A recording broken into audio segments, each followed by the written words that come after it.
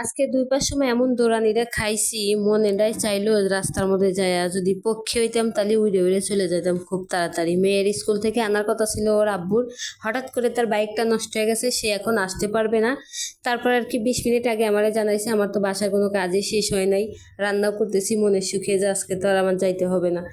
তারপরে আর কি করবো, রান্নাটা চুলার পর আস্তে করে বসায় রাইখে দৌড়ায় দৌড়ায় কাজ শেষ করলাম, গোসল শেষ করে কাপড় ধুয়ে রান্নাটা কমপ্লিট না করেই দৌড়ায় চলে গেলাম। যাওয়ার সময় এত ক্লান্ত লাগতেছিল, এত স্পিডে কাজ করছে আজকে কি আর বলবো।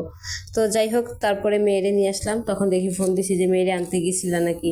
কইলাম যে হওয়া নিয়ে আসছি, এখনও দুপুরে আসে নাই। তো মেয়েরে এই যে নিয়ে আসার পরে ওরে এই যে খাইতে দিচ্ছি, ও আসার পরে আর কি তরকারিটা রান্না শেষ হয়েছে। তো আজকের আয়োজনে ছিল লাউ ভাজি করেছি, আর একটু মুরগি রান্না করছি ঝোল ঝোল করে, আর মসুরির ডাল রান্না করছি। তো আজকে দুপুরের আয়োজন এগুলোই ছিল।